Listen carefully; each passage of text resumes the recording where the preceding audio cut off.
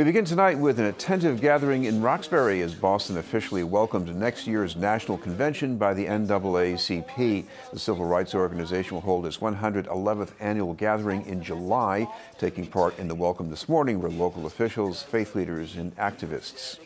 This is an opportunity for all of us to transform what could be simply a moment in our history into a renewed, catalytic movement centered on racial and economic equity and inclusion for our neighborhoods across this city. The 2020 approaches us very quickly.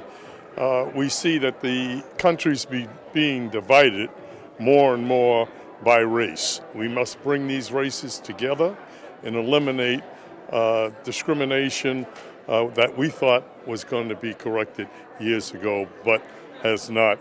And that's why it's more important that the NAACP continue the fight for freedom and justice for all people. As we convene our delegates from across the country, as eyes from across the nation, and in this case around the globe, look on Boston, we want to make sure that we display both in words and action the diversity of this nation, the potential of our future generations, and the opportunities that we have to make democracy work for all. We go from a state of 100 years ago when overt racism was something that was in the general population.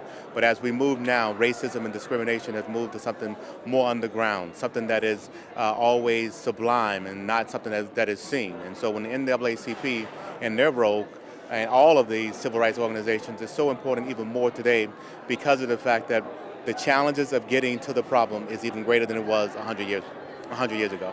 Boston is home to the first chartered branch of the NAACP, and it's an iconic American institution, certainly a champion for civil rights and social justice, and still continues today to carry that mantle and to fight that cause. It's a force for good and progress. The annual convention is an opportunity so we can have a discussion on what our nation needs to do next. It's a call to action, not just for the city of Boston, not just the Commonwealth of Massachusetts, but the entire country.